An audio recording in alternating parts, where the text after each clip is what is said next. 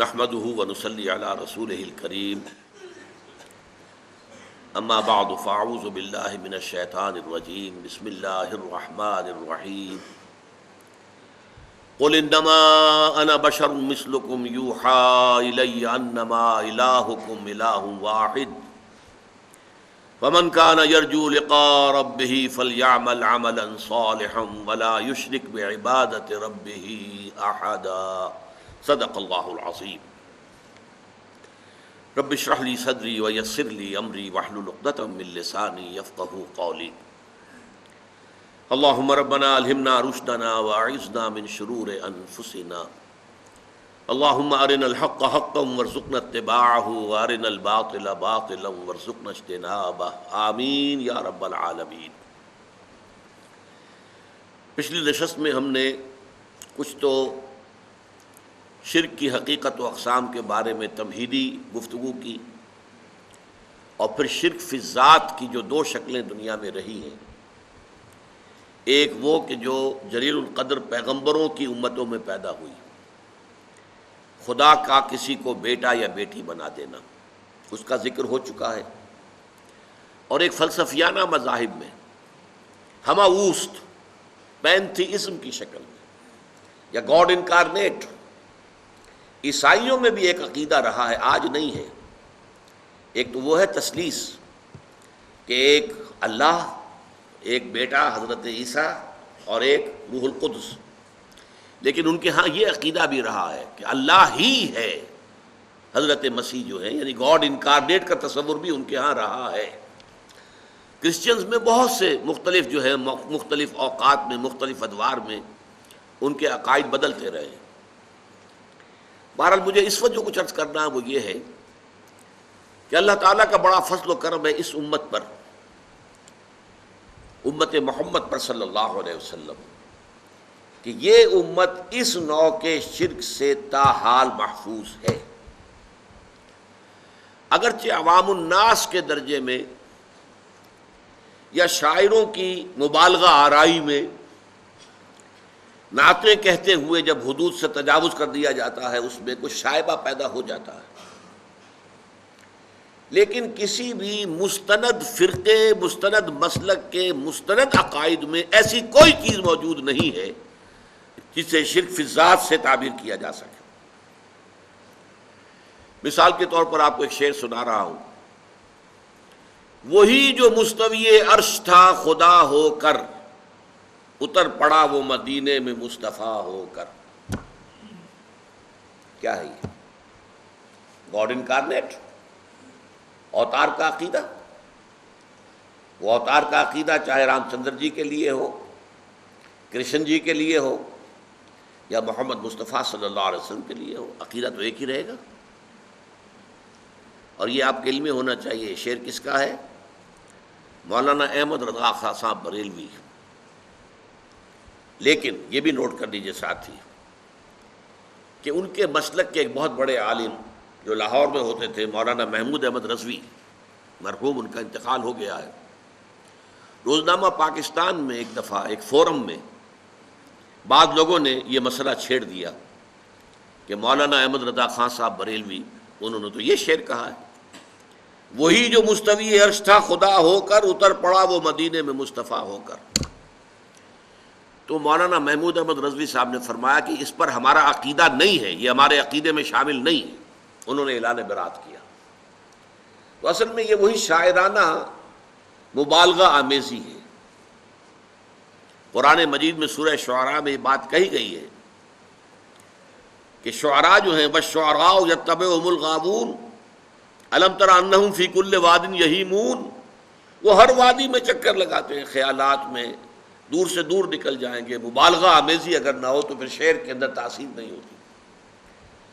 اسی طریقے سے ایک شعر ہے، مدینے کی مسجد میں ممبر کے اوپر بغیر عین کا ایک عرب ہم نے دیکھا.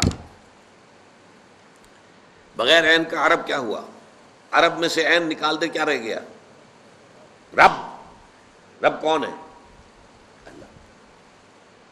بغیر عین کا ایک عرب، معاذ اللہ ثم معاذ اللہ ثم معاذ اللہ. یا ایک اور لفظ ہمارے یہاں استعمال ہوتا ہے کہ وہم پیدا کرنے کے لیے، ایہام جس کو کہتے ہیں، احمد بے میم، احمد بے میم، احمد میں سے میم نکال دیں گے کیا بچے گا؟ بتائیے، احد، قل هو اللہ احد اللہ الصمد لم یلد ولم یولد۔ تو اس طرح کی باتیں شاعری میں، عوام میں، واعظوں میں، نعت گو لوگوں میں، یہ ان کے ہاں تو اس طرح کی چیزیں آپ کو مل جائیں گی، لیکن یہ کہ خدا کے فضل و کرم سے یہ امت تاحال اس سے بحیثیت مجموعی محفوظ ہے، اور کسی بھی مستند فرقے کے مستند عقائد میں ایسی کوئی شے موجود نہیں ہے کہ جسے شرک فی ذات قرار دیا جا سکے۔ اس کی وجہ کیا ہے؟ اس کی وجہ یہ ہے، ایک اسپیشل پروٹیکشن ہے جو اللہ نے دی ہے۔ یہ امت آخری امت ہے۔ حضور نے فرمایا انا آخر المرسلین وانتم آخر الامم، میں آخری رسول ہوں اور تم آخری امت۔ اس امت میں فساد ہو جائے بحیثیت مجموعی تو اس کا علاج کون کرے گا؟ کہ اب کوئی نبی تو آنے والا نہیں ہے، لا نبی بعدی، انا خاتم النبیین لا نبی بعدی۔ تو اللہ تعالیٰ نے پروٹیکشن دی ہے، خاص محمد الرسول اللہ کی ذات گرامی کو پروٹیکشن دی ہے۔ حالانکہ نوٹ کیجئے، یہ میں دعوے سے کہتا ہوں، جتنی محبت، جتنی عقیدت امت محبت کو حضرت محمد کے ساتھ ہے اور رہی ہے، اس کا عشر عشیر بھی نہیں ہے، 100واں حصہ بھی نہیں ہے کہ جو محبت عیسائیوں کو حضرت عیسیٰ سے رہی ہو۔ حضرت عیسیٰ کو خدا کا بیٹا بنا دیا، حضور کو تو کسی نے نہیں بنایا، کسی نے نہیں کہا، معاذ اللہ۔ حالانکہ محبت عقیدت کو اگر ناپیے تولیے تو میں پھر کہہ رہا ہوں، عشر عشیر، عشر عشیر کا مطلب 100واں حصہ، 1/10 کا 1/10 عشر عشیر، 100واں حصہ بھی محبت، اس محبت کا جو اس امت کو رہی ہے اپنے رسول محمد صلی اللہ علیہ وسلم سے، اور ہے آج بھی، کٹ مرنے کو تیار ہے، ختم نبوت کے اوپر کٹ مرنے کو تیار تھے۔ اسی طریقے سے آپ کو معلوم ہے کہ قانون جو ہمارے ہاں بنا توہین رسالت کا، اس پر کٹ مرنے کو تیار ہے مسلمان۔ حالانکہ اور چیزیں جو ہیں شریعت کی، ان کے بارے میں اتنا احساس نہیں ہے۔ اب سودی کا معاملہ جو ہو رہا ہے، لیکن اس کے بارے میں کوئی خاص عوام کو کوئی احساس نہیں ہے، لیکن ذرا سا ارادہ تو کر کے حکومت دیکھے، توہین رسالت کا قانون اگر ختم کریں گے تو ایک ہنگامہ شروع ہو جائے۔ عیسائیوں کو تو اتنی کوئی عقیدت تھی نہیں، لیکن خدا کا بیٹا بنا دیا۔ اس سے بھی آگے کا کنٹراسٹ آپ کو بتا رہا ہوں۔ حضرت علی کون ہے رضی اللہ تعالی عنہ؟ حضور کے امتی کا اور نبی کا کیا ریشو پروپورشن ہوا؟ کوئی نسبت بنتی نہیں نا۔ حضرت علی کو خدا بنانے والے پیدا ہو گئے، خدا کا بیٹا نہیں، خدا۔ سبائی، عبداللہ ابن سبا یہودی، جس نے اسلام کا لبادہ اوڑھ کر آ کر مسلمانوں کے اندر تفریق پیدا کی، بنو ہاشم اور بنو امیہ کی پرانی جو چپکلش چلی آ رہی تھی اسے ہوا دی، پھوکے ماری، بڑکا دیا اس کا، اور وہ فتنہ شروع کیا ہے کہ جس کے زخم سے آج تک بھی خون رس رہا ہے۔ یہ شیعہ سنی کی تقسیم تو اسی کے وہیں سے پیدا ہوئی۔ اس نے حضرت علی کے بارے میں کہا تم خدا ہو، اور شیعوں کی کتابوں میں یہ درج ہے کہ حضرت علی کے سامنے پیش ہوا ہے، وہ گرفتار کر کے لایا گیا، تم یہ بکواس کر رہے ہو؟ ہاں، وہ اور اس کے 40 پیروکار، تم ہو خدا۔ حضرت علی نے کہا کہ باز نہیں آؤ گے تو زندہ آگ میں جلا دوں گا۔ کہا ٹھیک ہے، خدا آزمائش کرتا ہی ہے، جانچتا ہے، پرکھتا ہے اپنے ماننے والوں کو، تم ہمیں آگ میں جلا دو لیکن ہم کہتے ہیں تم خدا ہو۔ حضرت علی نے عبداللہ ابن سبا اس کے 40 ساتھیوں کو زندہ آگ میں جلوایا۔ اس وقت بات کہنے کی یہ ہے کہ آپ ذرا کنٹراسٹ دیکھیے، حضرت عیسیٰ کو خدا کا بیٹا کہنے والے پیدا ہو گئے، اور حضور کے ایک امتی کو خدا قرار دینے والے پیدا ہو گئے۔ اگر اس پر آپ قیاس کریں معاذ اللہ ثم معاذ اللہ ثم معاذ اللہ، پھر تو محمد کو تو خدا کا باپ قرار دینا چاہیے تھا نسبت و تناسب کے اعتبار سے. امتی کو خدا بنایا تو خدا سے اوپر کوئی شے ہونی چاہیے نا کہ جو محمد رسول اللہ کا مرتبہ مقام نہیں. یہ بات در حقیقت یہ ہے. یہ ظلم بھی آپ کو معلوم ہے، ہمارے سنی بھائی بھی کرتے ہیں یہ عوام الناس، یا علی مدد. کسی نے یا محمد مدد نہیں کہا آج تک. مسجدوں میں یا محمد تو لکھا ہوا ہے، لیکن یہ یا محمد مدد کا نعرہ کہیں بھی میدان میں نہیں لگا. مدد کا نعرہ لگتا ہے تو حضرت علی رضی اللہ تعالیٰ عنہ کے نام کے ساتھ. اسی لیے حضور نے فرمایا تھا، اے علی تمہاری مثال عیسیٰ کی سی ہے. عیسیٰ کے بارے میں لوگ دو انتہاؤں میں مبتلا ہو گئے. محبت اور عقیدت میں غلو کرنے والوں نے انہیں خدا کا بیٹا بنا دیا، اور ان سے دشمنی اور عداوت رکھنے والوں نے انہیں کافر اور مرتد قرار دے دیا. اسی طرح تمہارے معاملات بھی ہوں گے. تمہیں کافر اور مرتد قرار دینے والے بھی خوارج پیدا ہو گئے، جنہوں نے کہا کہ علی کافر ہے، مرتد ہے، واجب القتل ہے، اور قتل بھی کر دیا، شہید بھی کر دیا ان کے ایک آدمی بھی خوارج میں سے. اور دوسری طرف انہیں خدا کہنے والے بھی پیدا ہو گئے. لیکن اللہ تعالیٰ نے حضرت محمد صلی اللہ علیہ وسلم کو اس زیادتی سے، اس ظلم سے محفوظ رکھا ہے. اس کا ایک ذریعہ بھی اللہ نے اختیار کیا. اللہ تعالیٰ کی قدرت اپنی جگہ پر ہے، بغیر کسی ذریعے کے، بغیر کسی سبب کے جو چاہے کر سکتا ہے. لیکن یہ دنیا عالم اسباب ہے. یہ تحفظ کیسے ملا محمد الرسول اللہ صلی اللہ علیہ وسلم کو؟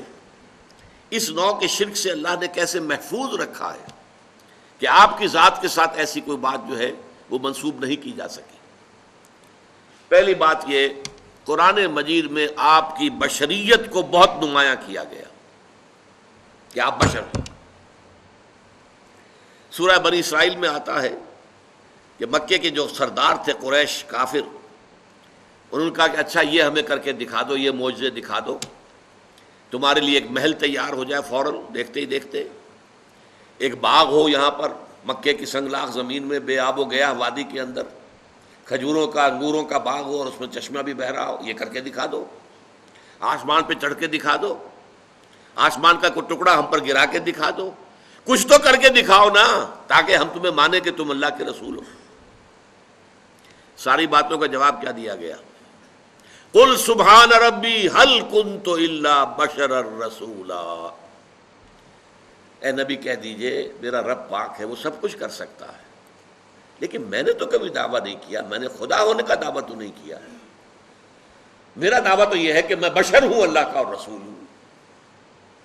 میں بشر ہوں اور اللہ کا رسول ہوں، یہ دعویٰ ہے میرا.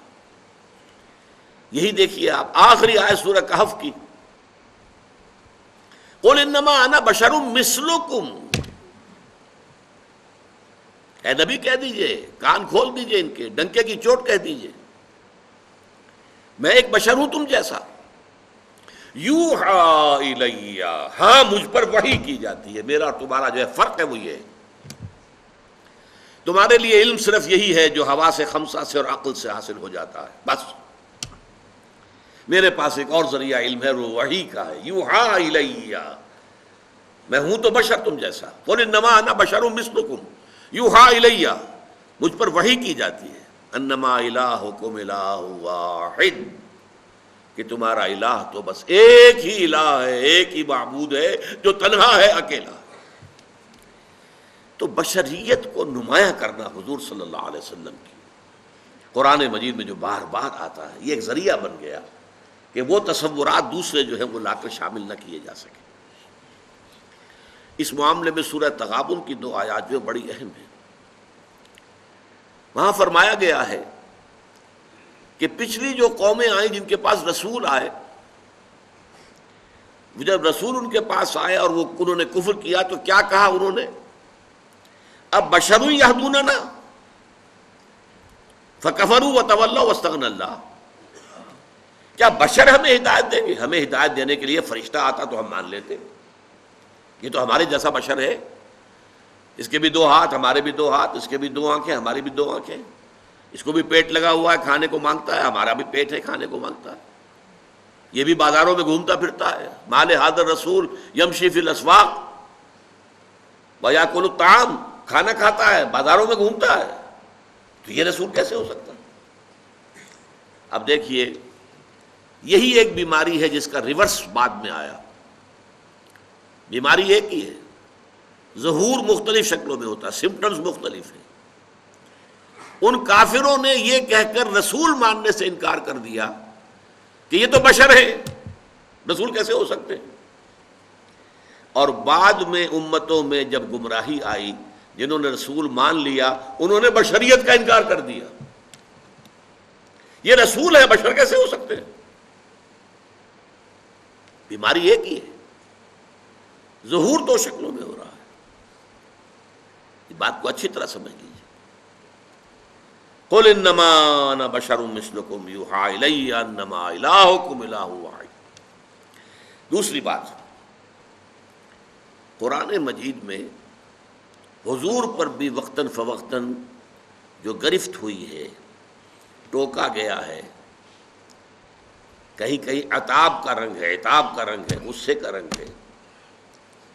میں اب اس سے زیادہ کوئی ثقیل لفظ استعمال کر نہیں سکتا حضور کی شان میں کوئی اور لفظ، لیکن عتاب کا لفظ میں نے بہت ڈرتے ڈرتے استعمال اس لیے کر دیا کہ حضرت عبداللہ ابن ام مکتوم کے بارے میں حضور نے خود یہ لفظ استعمال کیا، جن کے بارے میں وہ آیات نازل ہوئی تھی. عبس وتولی ان جاءہ الاعمی وما یدریک لعلہ یزکی او یذکر فتنفعہ الذکری اما من استغنی فانت لہ تصدی واما من جاءک یسعی وہو یخشی فانت عنہ تلہی کلا. ماتھے پر بل ڈال لیے، رخ پھیر لیا کہ ایک نابینا ان سے ملاقات کے لیے آیا. کیا معلوم تمہیں کہ وہ تذکر حاصل کرتا اور تزکیہ حاصل کر لیتا؟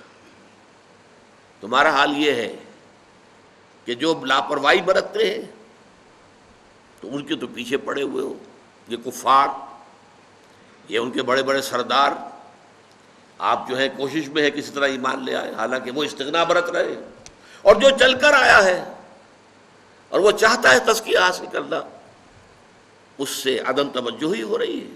کلا، ہرگز ایسا نہ کرو. یہ جو مختلف گرفتیں آئی ہیں قرآن مجید میں حضور پر، اب عتاب کا لفظ میں نے اس لیے استعمال کیا کہ اس کے بعد یہ آپ کا معمول ہو گیا کہ جب بھی کبھی عبداللہ ابن ام مکتوم تشریف لاتے تھے، حاضر ہوتے تھے حضور کی خدمت میں، تو آپ کہتے تھے مرحبا بالذی عاتبنی اللہ فیہ، اہلا وسہلا، مرحبا اس شخص کے لیے جس کے بارے میں اللہ نے مجھ پر عتاب فرمایا ہے. تو یہ لفظ عتاب حضور نے خود استعمال کیا ہے تو میں نے استعمال کرنے کی جرات کر لی. لیکن قرآن مجید میں بڑا بڑا سخت انداز ہے حضور کے لیے، بڑا سخت انداز. مثلاً سورہ بنی اسرائیل میں وَإِن كَانُوا لَيَفْتِنُونَكَ عَنِ الَّذِي أَوْحَيْنَا إِلَيْكَ لِتَفْتَرِيَ عَلَيْنَا غَيْرَهُ وَإِذًا لَاتَّخَذُوكَ خَلِيلًا. اے نبی، یہ مشرکین اور یہ کفار تلے ہوئے ہیں کہ جو چیز ہم نے آپ کی طرف وحی کی ہے اس سے آپ کو بچلا دیں، تاکہ آپ کوئی اور شے اپنی طرف سے گھڑ کر ہماری طرف منسوب کر دیں. نوٹ کر دیا آپ نے بات؟ اب آیا وَلَوْلَا أَن ثَبَّتْنَاكَ لَقَدْ كِدتَّ تَرْكَنُ إِلَيْهِمْ شَيْئًا قَلِيلًا. اگر ہم نے ہی آپ کے پاؤں کو جما نہ دیا ہوتا تو عین ممکن تھا کہ آپ ان کی طرف کچھ نہ کچھ جھک ہی جاتے. اور اگر ایسا ہو جاتا اِذًا لَأَذَقْنَاكَ ضِعْفَ الْحَيَاةِ وَضِعْفَ الْمَمَاتِ، تو اس شکل میں ہم آپ کو اے نبی دنیا میں بھی عذاب دگنا دیتے اور آخرت میں بھی دگنا عذاب دیتے. ثم لا تجد لك علينا نصيرا، اور پھر آپ ہمارے مقابلے میں کسی کو اپنا مددگار نہ پاتے، کوئی آپ کو ہماری پکڑ سے، ہماری سزا سے بچا نہ سکتا. یہ بھی انداز جو ہے قرآن مجید کا، اور بہت سے مقامات ہیں. یہ تو میں نے چند جو ہے نمونہ مشترک خروارے آپ کے سامنے رکھ دی. یہ بھی در حقیقت ایک بہت بڑا ذریعہ بنا ہے اس کا کہ یہ جو الوہیت کو حضور کے ساتھ متصف کر دینا. ایک اور واقعہ تو اور جو بہت مشہور ہے، ویسے حضور نے کبھی بد دعا نہیں دی، لیکن ایک موقع پر ایک جملہ ایسا نکل گیا جس کے اندر بد دعا کا رنگ تھا، واضح طور پر بد دعا بھی نہیں تھی وہ۔ غزوہ احد میں جب آپ زخمی ہوئے ہیں اور آپ کے چہرے پر وار پڑا ہے تلوار کا، اور آپ کے رخسار مبارک کی ہڈی جو ہے اس کے اندر زخم ہوا، اور آپ کے 2 دانت جو ہے وہ شہید ہوئے، خود جو پہنا ہوا تھا اس کی 2 کڑیاں آپ کی اس ہڈی کے اندر، رخسار کی ہڈی کے اندر گھس گئیں۔ انہیں جب نکالنا چاہا، ایک صحابی نے دانت پکڑ کر کھینچا تو ان کے دانت نکل گئے، وہ نہیں نکلی، اور پھر کسی اور نے کسی طریقے سے نکالا ہے تو خون کا فوارہ چھوٹا ہے، پھر اس پر حضور کی زبان مبارک سے الفاظ نکل گئے، کیف یہد اللہ قوما خضبوا وجہ نبیہم بالدم، اللہ اس قوم کو کیسے ہدایت دے گا جس نے اپنے نبی کے چہرے کو خون سے رنگین کر دیا۔ فوراً آیت اتر آئی، لیس لک من الامر من شیء، لیس لک من الامر شیء، اے نبی آپ کے پاس اختیار کوئی نہیں ہے، اما یعذبہم، اللہ چاہے گا تو انہیں عذاب دے گا، اما یتوب علیہم، اللہ چاہے گا ان کی توبہ قبول کر لے گا، یہ اختیار ہمارا ہے، اٹس اور پریروگیٹو، انگریزی میں آپ کہیں گے یہ ہمارا جو ہے یہ خاص اختیار ہے، پریروگیٹو ہے، اس میں کسی کو دخل نہیں ہے۔ اور عجیب یہ تاریخ کا واقعہ بڑا عجیب ہے کہ وہ حادثہ جس شخص کی وجہ سے ہوا، خالد ابن ولید، اس لیے کہ وہی تھے کمانڈر، کیولری جو تھی، رسالہ جو تھا کفار کا، مشرکین کا، اس کے کمانڈر وہ تھے، ایمان نہیں لائے تھے، کافر تھے، مشرک تھے۔ انہوں نے دیکھ لیا کہ وہ جو درہ ہے جہاں پر 50 تیر انداز حضور نے کھڑے کیے تھے وہ خالی ہو گیا، پورے احد کا چکر دے کر ادھر سے آ کر جو حملہ کیا ہے، پھر 70 صحابہ شہید ہو گئے، حضور مجروح ہوئے اور بے ہوش ہو گئے، اس لیے کہ اتنا خون بہہ گیا کہ ضعف کی وجہ سے بے ہوشی طاری ہو گئی، مشہور ہو گیا کہ حضور کا انتقال ہو گیا۔ وہی خالد ابن ولید ہے جن کو اللہ تعالیٰ نے حضور ہی کی زبان مبارک سے خطاب دلوایا، خالد سیف من سیوف اللہ، خالد تو اللہ کی تلواروں میں سے ایک تلوار ہے۔ تو پہلی بات میں نے عرض کی کہ اللہ تعالیٰ نے قرآن میں حضور کی بشریت کو بہت نمایاں کیا، اور اس ضمن میں صاحبزادہ فیض الحسن صاحب کا ایک قول آپ کو سنا دوں۔ اگرچہ ایک صاحب نے مجھ سے یہ کہا کہ آج کل حالات بہت بدل گئے ہیں، اور اس وقت جو ہے یہ جو غلط عقائد ہیں وہ بڑے طوفانی انداز میں ہمارے معاشرے میں پھیل رہے ہیں، تحریک کی شکل اختیار کر لی ہے نا، جیسی تبلیغی جماعت کی ایک تحریک تھی، اس کو دیکھ کر کچھ اور مسلک کے لوگوں نے بھی سوچا کہ ہماری بھی اسی طرح کی تحریک ہونی چاہیے، تو تحریک کے مقابلے میں تو پھر تحریک چاہیے۔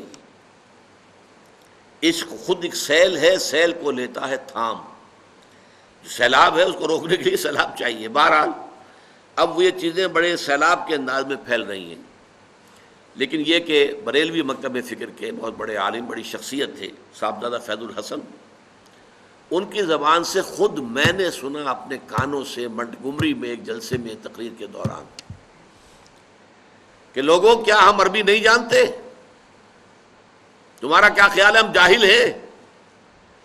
کیا ہم نہیں جانتے قرآن کہتا ہے قل انما انا بشر مثلکم؟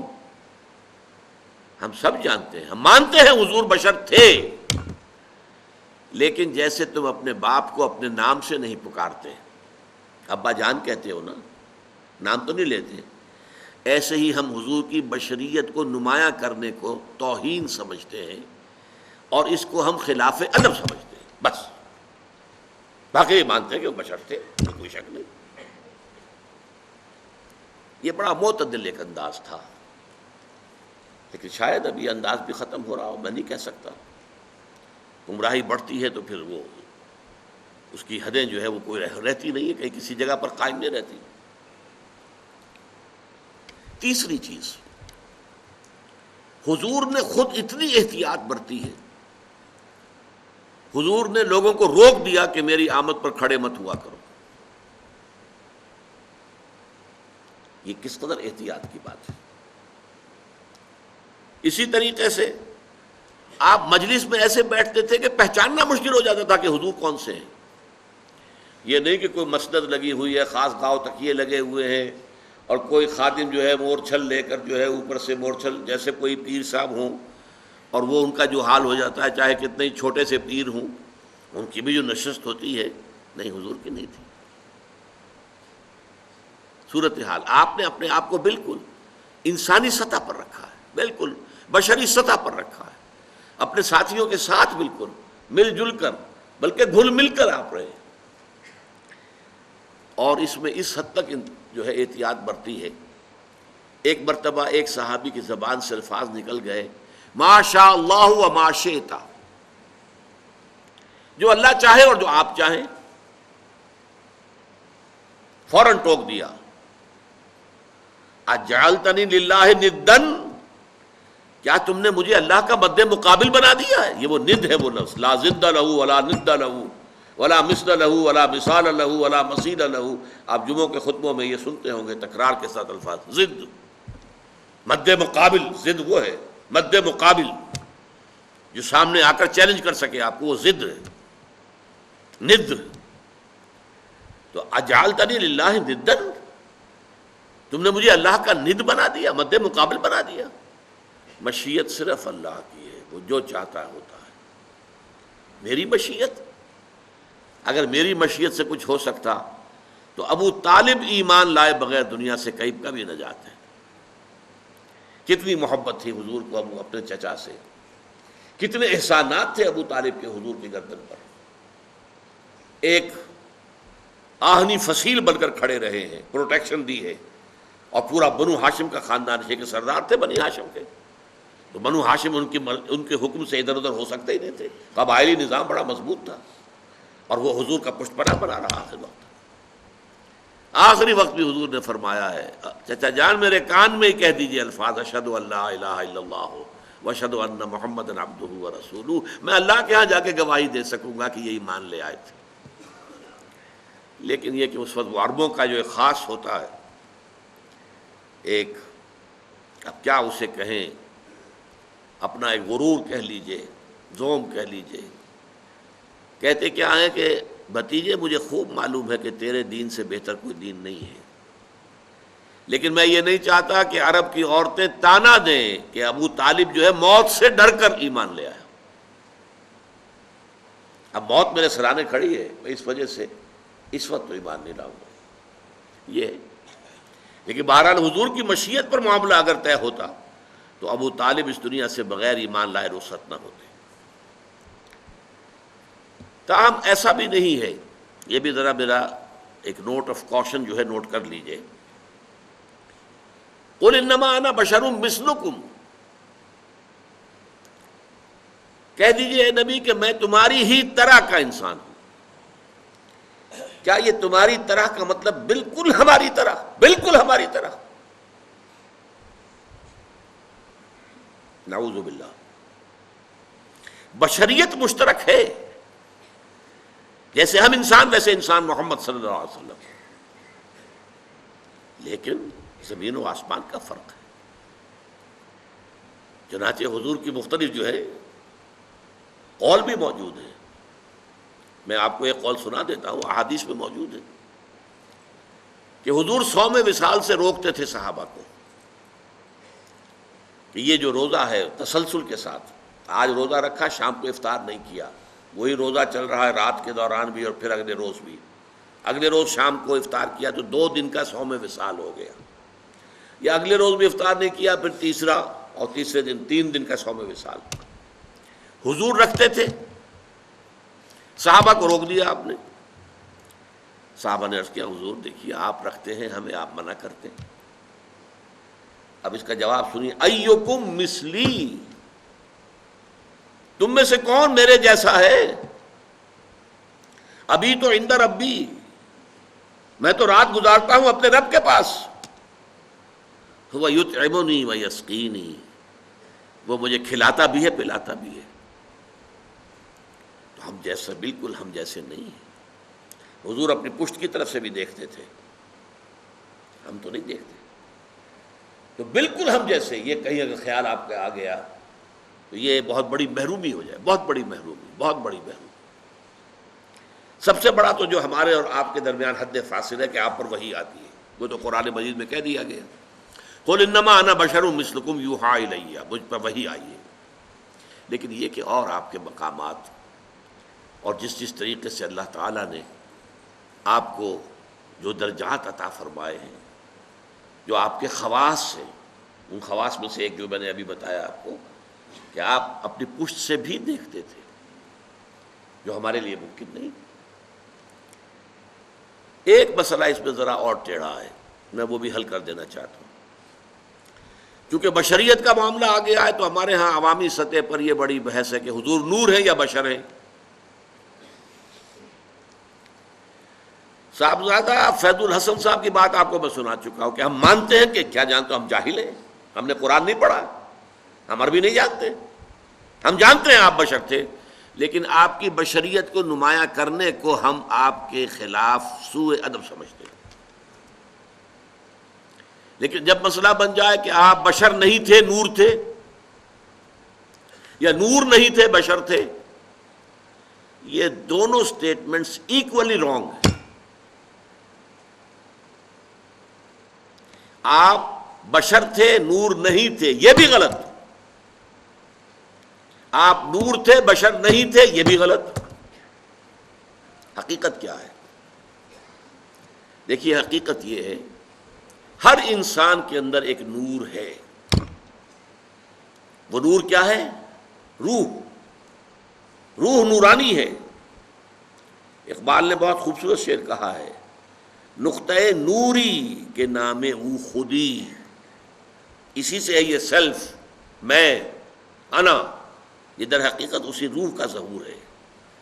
نقطۂ نوری کے نام او خودی، زیر خاک ما شرار زندگی، میرا وجود خاکی ہے لیکن اس میں یہ نور بھی ہے۔ مغربی فلاسفہ بھی کہتے ہیں دی ڈیوائن اسپارک، انسان کے اندر ایک شعلہ ملکوتی ہے، خدائی، یہ نور ہم میں سے ہر ایک میں ہے۔ لیکن نور کا فرق ہے، جیسے سورہ حدید اور سورہ تحریم دونوں میں آیا ہے، قیامت کے دن ہر مومن کو نور عطا کیا جائے گا، جس کی روشنی میں وہ پل صراط کا جو مشکل مرحلہ ہے وہ طے کر لیں گے۔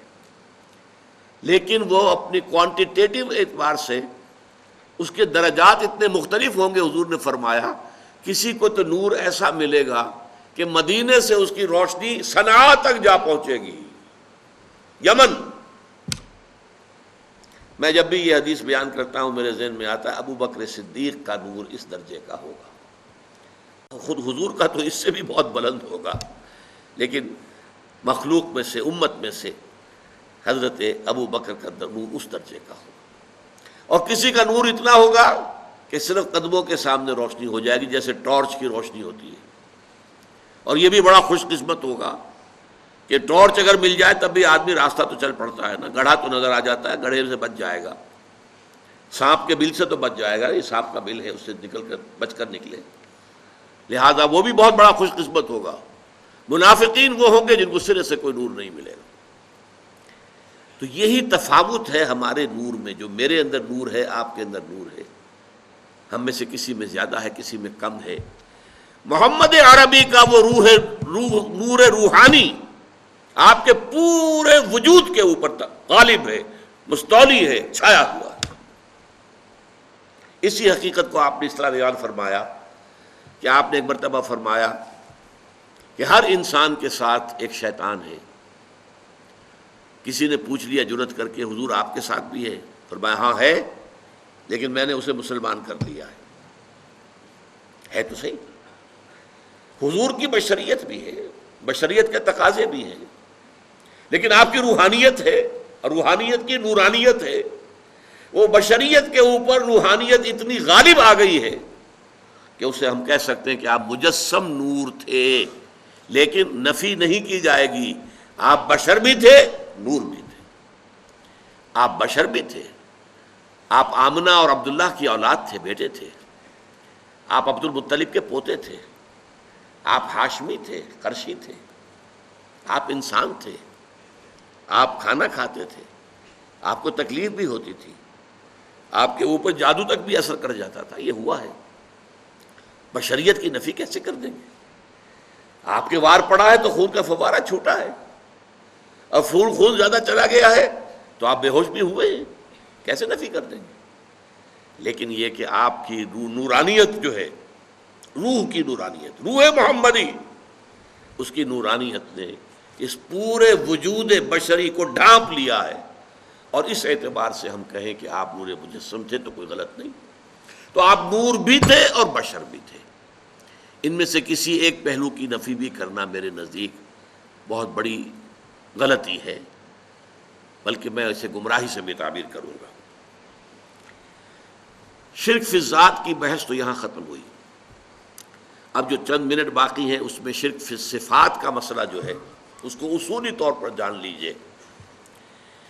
شرک فی الصفات کا مسئلہ بڑا ٹیڑھا ہے، اس لیے کہ اس میں ایک پیچیدگی ہے۔ پیچیدگی کیا ہے؟ ہماری زبان کی محدودیت ہے کہ ہم وہی لفظ ایڈجیکٹیوز کی حیثیت سے، صفات کی حیثیت سے جو مخلوق کے لیے استعمال کرتے ہیں وہی خالق کے لیے استعمال کرتے ہیں۔ اللہ عالم ہے، علیم ہے، علامہ ہے، ٹھیک، انسانوں میں بھی علیم بھی ہیں، علامہ بھی ہیں، لفظی اشتراک ہو گیا کہ نہیں؟ اللہ کا بھی وجود ہے، ہمارا بھی وجود ہے، اللہ میں بھی قدرت ہے، ہم میں بھی قدرت ہے، اللہ بصیر ہے، ہم بھی بصیر ہیں، اللہ سمیع ہے، ہم بھی سمیع ہیں۔ یہ الفاظ ہمارے مشترک ہیں، لیکن ان کے مفاہیم زمین و آسمان کا فرق ہے۔ جب ایک لفظ اللہ کے لیے بولا جائے گا تو اس کا مفہوم کیا ہوگا، اور جب وہی لفظ مخلوق میں سے کسی کے لیے بولا جائے گا تو اس کا مفہوم کیا ہوگا، زمین و آسمان کا فرق۔ وہ تین ہیں کارڈینل پرنسپلز، ان کو آپ نوٹ کر لیجئے، یاد کر لیجئے، حفظ کر لیجئے۔ اللہ کا وجود ذاتی ہے، کسی اور نے انہیں عطا نہیں کیا ہے۔ مخلوق کا وجود ذاتی نہیں ہے، عطائی ہے، اللہ نے وجود دیا ہے تو ہوا۔ اسی طرح اللہ کی صفت ذاتی ہے، کسی کی عطا کردہ نہیں ہے۔ مخلوق کی صفات عطائی ہیں، اللہ نے عطا کی ہے تو حاصل ہوئی۔ نمبر دو، اللہ کا وجود قدیم ہے، ہمیشہ سے، ہمیشہ سے، ہمیشہ سے۔ مخلوقات کا وجود حادث ہے، پہلے نہیں تھا پھر ہو گیا۔ اسی طرح اللہ کی صفات بھی قدیم ہیں، ہمیشہ سے ہیں، اور مخلوق کی صفات بھی حادث ہیں، پہلے نہیں تھی پھر ہو گئی۔ اللہ کا وجود لا متناہی ہے، لا متناہی، باؤنڈ لیس، مطلق، بے انتہا، اور مخلوقات کا وجود متناہی ہے، لمیٹڈ ہے، محدود ہے۔ اسی طرح اللہ کی صفت غیر متناہی، باؤنڈ لیس، جبکہ مخلوقات کی صفات متناہی ہیں، محدود ہیں، لمیٹڈ ہیں۔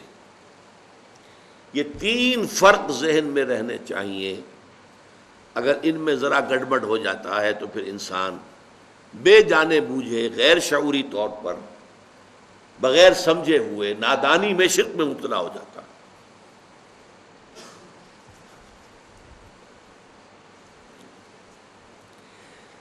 اب اس میں سے مثلاً ایک مسئلہ میں یہاں اس پر ڈسکس کر لیتا ہوں۔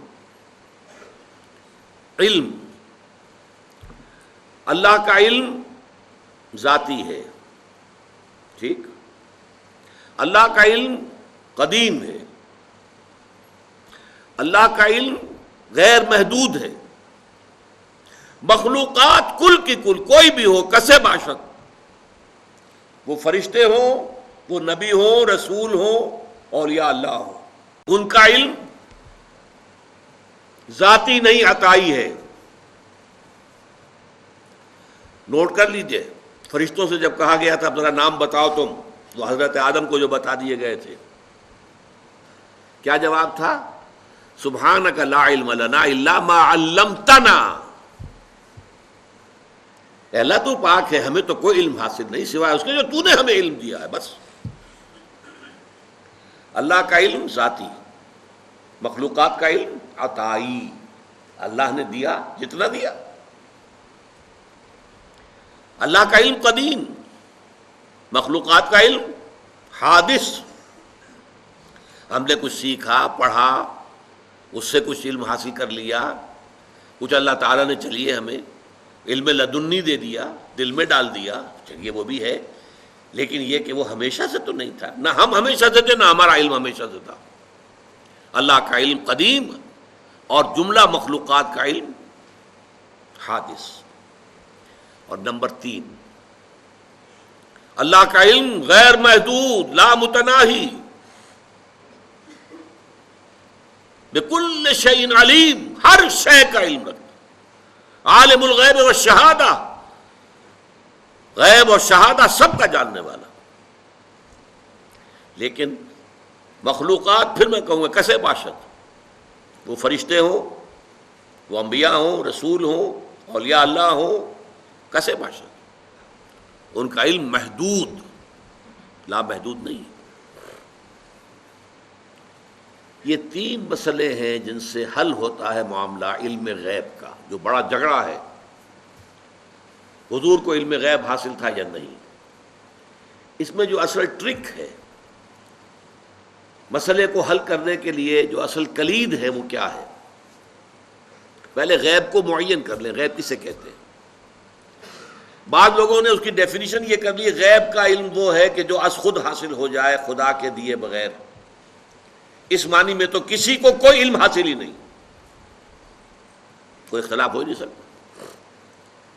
یہ جو شہادہ اور غیب کی اصطلاحات قرآن مجید میں آتی ہیں، وہ اس اعتبار سے آتی ہیں کہ ایک وہ چیزیں جو ہماری نگاہوں کے سامنے ہیں، ہم اپنی آنکھوں سے دیکھ سکتے ہیں، اور آنکھوں کے لیے ہم نے ٹیلیسکوپ بھی ایجاد کر لیے، مائکروسکوپ بھی ایجاد کر لیے، اس سے دیکھ سکتے ہیں۔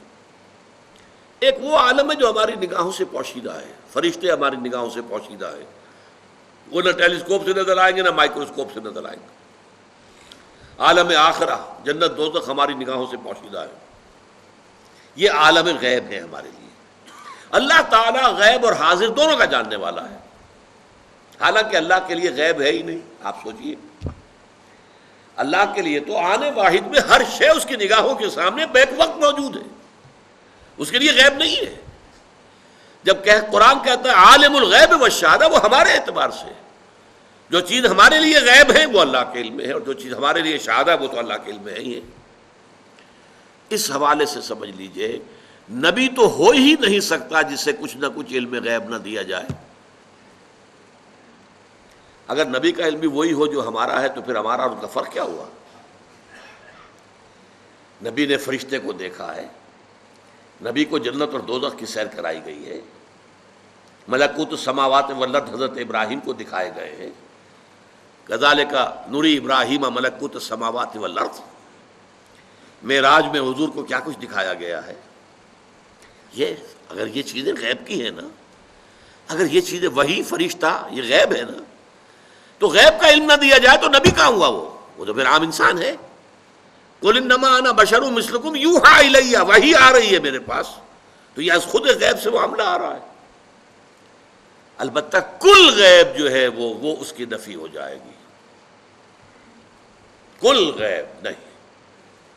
چنانچہ یہ میں نے باقاعدہ ایک بریلوی عالم دین سے گفتگو کی تھی، ابھی میں طالب علم تھا، میڈیکل کالج میں پڑھ رہا تھا، تو انہوں نے جا کے اپنی کتابیں مجھے دکھائیں کہ دیکھیے ہم مانتے ہیں حضور کا علم ذاتی نہیں عطائی ہے، نمبر 1۔ حضور کا علم قدیم نہیں حادث ہے، نمبر 2۔ حضور کا علم لا محدود نہیں محدود ہے۔ تو میں نے کہا پھر میرا تو آپ سے کوئی جھگڑا نہیں ہے، 3 باتیں آپ واقعی مان لیں تو پھر میرا کوئی جھگڑا نہیں، میرا اختلاف تو ختم ہو گیا۔ اب ٹیکنیکل بحث ہے، قرآن مجید میں بھی آیا ہے لا یظہر علی غیبہ الا من ارتضی من رسول، اللہ اپنے غیب کو ظاہر نہیں کرتا مگر اپنے رسولوں میں سے جن کو پسند کرتا ہے ان کو وہ غیب کی خبر دیتا ہے، غیب کی خبریں دیتے ہیں نبی، تبھی تو وہ نبی کہلاتے ہیں۔ تو یہ غیب کا مسئلہ ہمارے ہاں علم غیب کا ہے، وہ بھی اس سے حل ہو جاتا ہے۔ باقی اس مسئلے پر انشاءاللہ اگلے اتوار کو گفتگو ہوگی۔ بارک اللہ لی ولکم فی القرآن العظیم ونفعنی وإیاکم بالآیات والذکر الحکیم۔